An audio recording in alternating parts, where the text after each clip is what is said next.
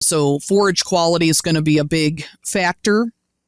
And usually, by now we're, let's say, end of September, early October, most of our forage crops are already put up for the year, and we're getting analysis done on those to see what our quality is looking like. But one of the big things to think about is saving those high quality alfalfa-based or legume-based forage crops for later in the season, that calving time frame versus feeding them now during times when the requirements are at their lowest for those cows, can really help prolong feeding those lower quality forages and help save some of that high quality forage crop for later on. And then hopefully the better nutrition we see, the better calf crop we're going to see, healthier calves, a little bit better calf vigor, things like that as those calves continue to drop.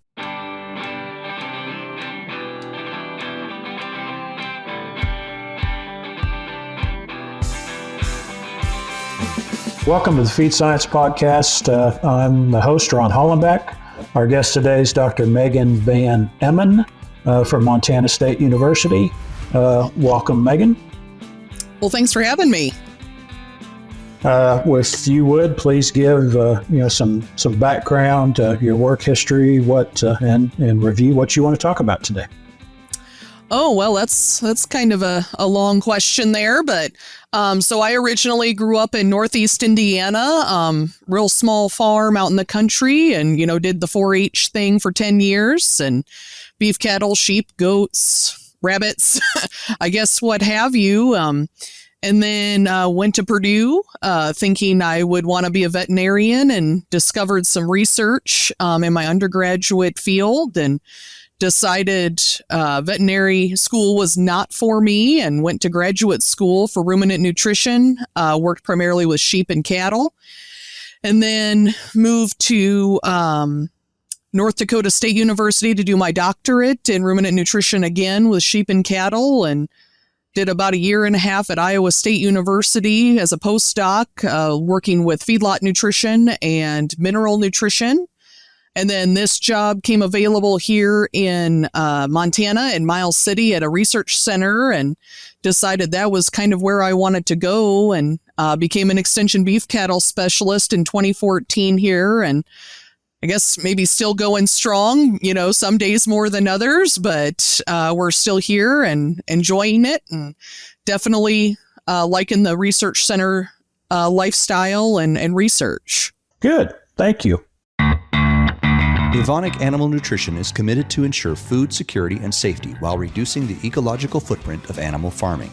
Its products and services use evidence-based solutions that seek to promote animal welfare and reduce reliance on natural resources. All this is underpinned by long-standing industry partnerships and deep customer understanding. Evonik's focus on efficiency, sustainable, healthy nutrition, and collaborations with livestock farming partners creates value for customers and consumers. I believe when we talked earlier, the few of the topics we wanted to cover today, starting out with fall cattle nutrition, and then moving into preparing for calving. So if you kick us off on what we need to know about those topics. Well, I guess it kind of depends. We talked a little earlier, Ron, about, you guys were in a drought for most of the summer. Luckily, here in Montana, most of our areas have kind of recovered a little bit from our last 2 years of drought.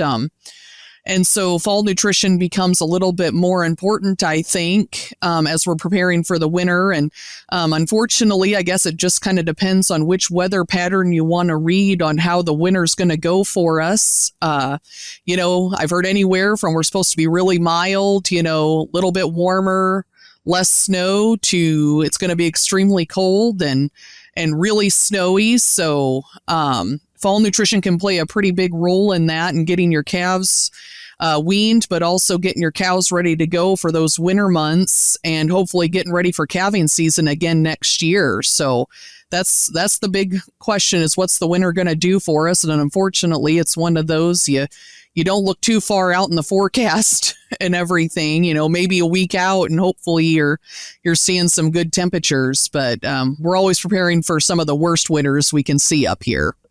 So, what have you seen or heard for the different areas of how the weather patterns have impacted forages and foodstuffs for the cattle? Yeah, so, I would say we'll start with the previous couple of years. Severe drought here in most of the western U.S. was in some record-setting drought, and we actually shipped a lot of cattle to the Midwest from here in hopes that we could put them on some corn stalks in the fall and graze through the winter down there and then bring them home. Well, unfortunately, that's not really an option.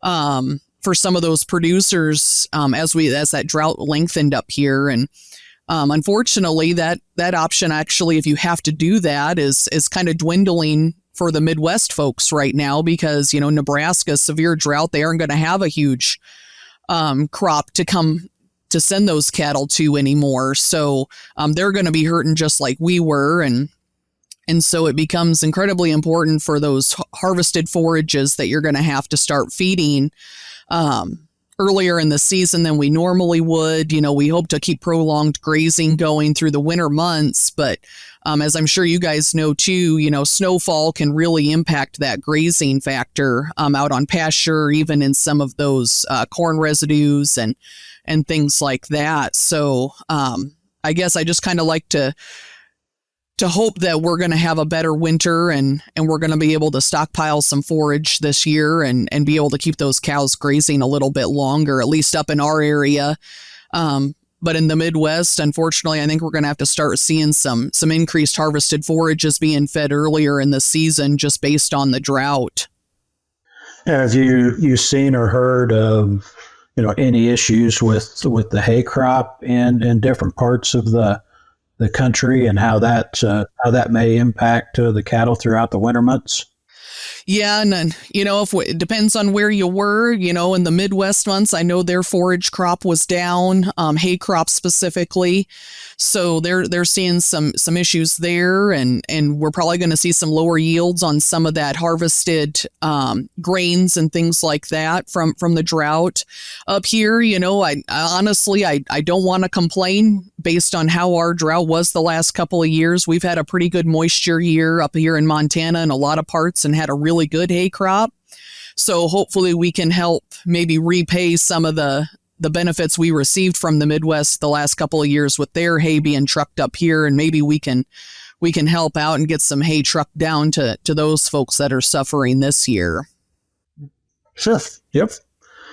So transitioning into calving, what with the forages and everything that are available, do you have any thoughts on how that may impact next year's calving? Yeah, so calving's one of those. It's a huge stress event for those cows, especially depending on timing of calving season. We're up here, one of the top seed stock states, so we tend to calve January, February time frame, which seems kind of crazy when you look at some of our temperatures we're receiving at that time of year, 20, 30, even in some instances 40 below zero, and you got calves dropping on the ground. So making sure those cows are getting adequate nutrition leading up to the calving season, so that last 60 to 90 days before they start seeing some calves drop, that's a good time to really make sure our nutrition's on point and getting those cows in good condition to help go through those winter months and keep in good body condition. So forage quality is going to be a big factor. And usually, by now let's say end of September, early October, most of our forage crops are already put up for the year, and we're getting analysis done on those to see what our quality is looking like. But one of the big things to think about is saving those high quality alfalfa-based or legume-based forage crops for later in the season, that calving time frame, versus feeding them now during times when the requirements are at their lowest for those cows, can really help prolong feeding those lower quality forages and help save some of that high quality forage crop for later on. And then hopefully the better nutrition we see, the better calf crop we're going to see, healthier calves, a little bit better calf vigor, things like that as those calves continue to drop. And hopefully for those that are thinking about calving, earlier in the season, they've got those high quality forage crops to help overcome some of the winter stress. And then for those that calve later in the springtime or it's maybe late winter, March, April time frame, the weather's usually better. But as we found out a couple years ago, we had a couple really late storms, dropped a lot of heavy wet snow, which I know you guys are used to. But if we get heavy wet snow up here, it's pretty rare. And we saw some death loss there with not only cattle, but our lamb crop and everything. So, and it's really hard to fight Mother Nature on that side of things. You're doing the best you can with just forage quality and quantity to be able to overcome some of those events. Yeah, I mean, as we talked before joining the call here, I'm not a big cattle guy. So, I mean, something that you brought up that you're basically doing winter calving up there. What are some of the reasons for, why some people do spring calving, fall calving, and winter calving? What's the advantages and disadvantages?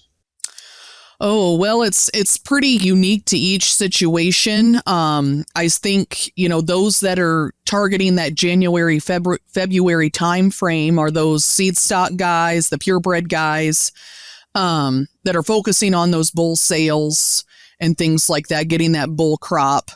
For those that calve a little bit later into the spring, even let's say like early summer in that May, June time frame, those a lot of times are our commercial guys that are focused more on weaning and getting a good weaned calf crop out. So I think it depends pretty much on the situation or the production system that they're in. But I know several producers after the last few years have moved to a little bit later calving season on the commercial side of things, just because reduced labor typically is a big thing, as we're seeing, I guess, across all industries, labor issues, and just honestly our aging agriculture community too. It's really hard to be out at midnight, 2 a.m. when it's 40 below, bringing calves into a barn or even into just a shelter area. It takes a lot of labor to care for those cows, and that can be a huge challenge for those producers as they're calving earlier in the year and hitting those prime, I guess, cold winter months. Yeah, most of my experience is going to be on the swine and poultry side, and I know, with pigs anyway, conception rates and everything drop off in the heat of the summer. I'm assuming it's similar for cattle, and is that maybe one of the reasons for choosing the time of year for calving? Yeah, that can be a factor. We definitely can see some issues with the later calving season. You're pushing breeding season into July, August time frame. Obviously, very hot months. If we think about, let's say, the Midwest or even the deep South, Southeast there, hot, humid months can really have a negative impact on those conception rates. Up here, we've got several producers, and you tend to just do your best during those months. And I always kind of laugh because, like I said, I'm from Indiana, so I understand what humidity is and the heat, and the heat index and everything. And up here, we'll stand outside at 100 degrees, but it's 10% humidity, and you're kind of going, oh, it's not really that bad out here. So, but that's not saying it's not bad for the cattle either. But we tend to see a little bit more, maybe some sheltered areas, tree cover, things like that can really help mitigate some of those heat stress factors that we might be seeing. Luckily here in Montana, the wind never doesn't blow. So, if we get a 5-10 mile an hour wind on a day during the summer, it's pretty pleasant out there, and can really keep some air movement going. So that can really help. But also bulls and cows that breed during that time frame can really help your operation. Most of those cows that may not breed during those hot summer months probably have sorted themselves out of the herd, light calves or late breds, things like that. So we're making those selections based on that calf crop or whatever our goals are for the operation. And so we tend to select for those animals that can breed during that time of year as well. Sure. Yeah, makes sense. Is there anything else that you'd like to talk about or share with the audience today? Oh goodness, that's a difficult question. I always think I think we should add a lot more, and then I can never come up with anything either to add to it. But I think one of the big things that maybe I forgot to discuss when we're talking about fall nutrition is doing a feed inventory of your forages, any sort of feed that you're going to provide those cows. So you know exactly how much you have, so you know how many cows you can feed and how long you can feed them through the fall, but also into the winter months. That can be really crucial as we're considering maybe you have to buy some extra hay. Luckily, at least here, hay prices have come down a little bit compared to the last few years during the drought. So it is a little bit more economical to buy the hay, but also not the most economical if you're looking to grow your herd right now based on cattle prices. I mean, I'm not saying it's not great that we're seeing these nice cattle prices for our producers. But as you're thinking about selling your calves, but then trying to maybe pick up a few cows or some heifers on the side can really impact that bottom line. So just trying to decide how best to be economical and keep your herd going, but also maintaining your production standards and things like that can be crucial. So monitoring those inventory resources can really help you make some feeding decisions too. It's time for our famous three. We always try to end these podcasts with a few questions. What would be your favorite, feed science or resource book that you always go to for information? Oh wow. As I would say, there's a couple. As a researcher and scientist, I often go to our nutrient requirements of beef cattle. That's kind of the end all be all gospel for the industry. But I really do look at it's Oklahoma State's Beef Cattle Handbook. I think it puts everything on a really well discussed producer level. It provides the knowledge that I need as well as producers, and it's very well understood and very well written.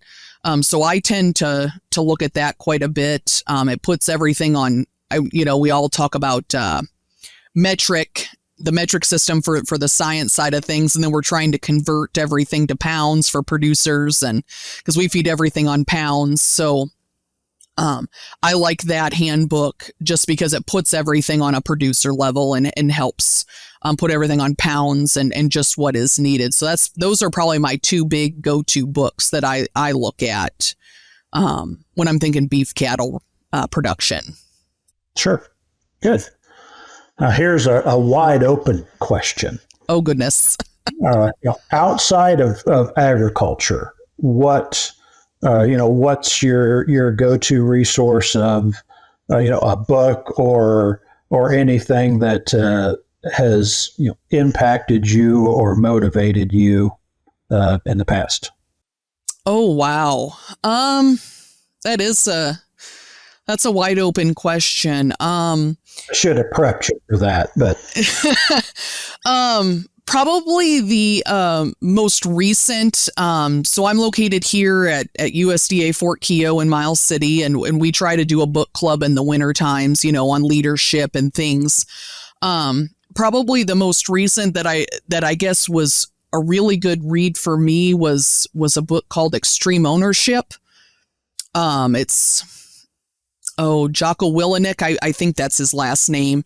But I felt like that was a really good book at developing leadership skills, as well as not only leading from the top down, from the bottom up as well. And it really just resonated with me. So if you haven't read the book, I really recommend that book.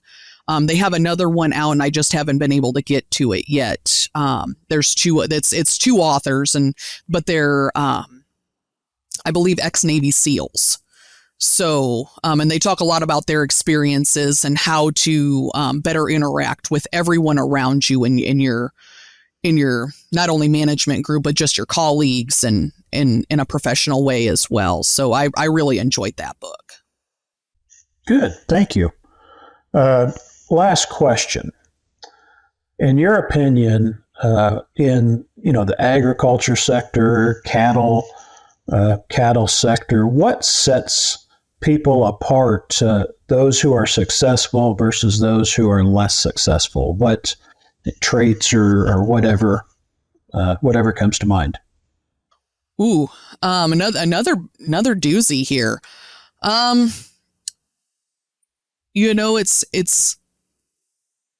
It might sound a little weird, but those that accept change, I guess, we're an ever changing population, economy, everything. And those that are a little bit, maybe a little more progressive in their thinking, on the terms of, let's say, technology use is kind of where I'm going with that. And it doesn't even have to be GPS collars, and those types of fancy things, or the virtual fencing but technology use is in like keeping accurate records. And that could be through a phone app, Excel spreadsheet, things like that. I think maybe have that little bit of an edge over those that may not keep records. I've ran into several producers, when you start talking with them about their operation and management, and the number that don't keep records or don't write down calving dates or calving issues, things like that, or even preg checking those cows, is actually a lot more than I ever thought it would be. And I think sometimes just thinking a little, spending that little bit of extra money might be able to help out some of those producers that maybe haven't quite accepted some of that technology. We talk, no, you don't have to go space age or anything, but just keeping up with the times as things keep moving forward. And we just seem to keep moving quicker and quicker to the next newer and better technology thing. So, I'm not saying that it needs to be every operation, but the technology and then just some of the basic record keeping skills, I think, are two of the factors that really set some producers above or more productive or increased revenue, however you want to say that, than some of the other producers. Do you see correlation in those producers who maybe don't keep as good a records as others from, would smaller producers maybe be less likely to keep those records versus larger producers, or is there a correlation at all? I'm going to give you a classic extension answer. It depends, I think, on the goals. I know several large producers, especially on the seed stock side of things, very, very accurate records. They're really good at record keeping and embracing the new technology and utilizing some of these programs. But I've also seen small, under 50 head producers do the exact same thing because they always want to make their operation better. So I don't know that there's an exact correlation there. I think it has to do sometimes with the generation that is running the ranch or operating the herd.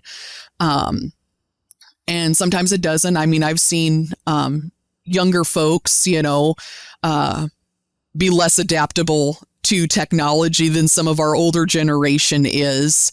So it's kind of this wide range of folks that accepts or doesn't accept some of the change that has been coming. So it's been kind of interesting, and I guess thinking about where I am in my age, having grown up without technology and with technology, it's interesting to see who will accept that technology change and try and get, the newer and better things. But I don't know that there's a direct correlation between small and large producers there.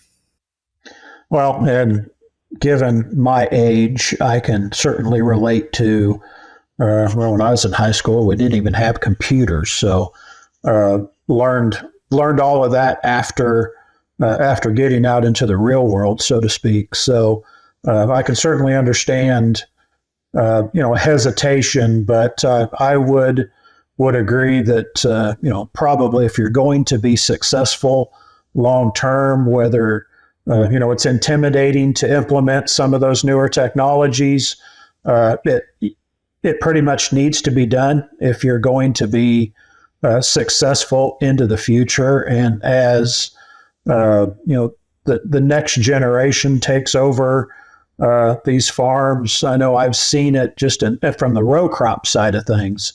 The next generation taking over the farm are much more open, interested, and really just thirsting for more technology that will help their operation and help their efficiencies.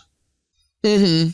Yeah, because that's one of those, fortunate, maybe unfortunate things as we move to, if you're thinking about efficiency, we are moving into a world that we're agriculture is a shrinking population of folks just in agriculture, but also, I'm thinking of the efficiency of our cropping systems and our livestock production in general, about how it has changed over the last 50, 60, 70 years, and how we have less animals now, but are producing the same amount or more than we were. And that's just technology, not only, cell phones, things like that, or GPS systems and tractors, but also just the improvement of the genetics and of all of the agriculture systems, the crops and the livestock. And that is, and it's a big change that we've seen in such a small amount of time. If you think about it as,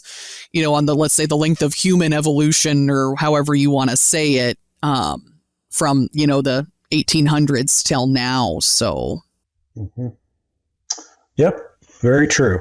Well, I really appreciate, your time and sharing your knowledge and expertise with the audience. Well, thank you for having me, and hopefully you guys will see some nice weather, and we'll hopefully for the same here too. So. Yep. Hopefully, not a terrible winter anywhere. So. Mm-hmm. Okay. Great. Thank you very much, Megan. Thank you.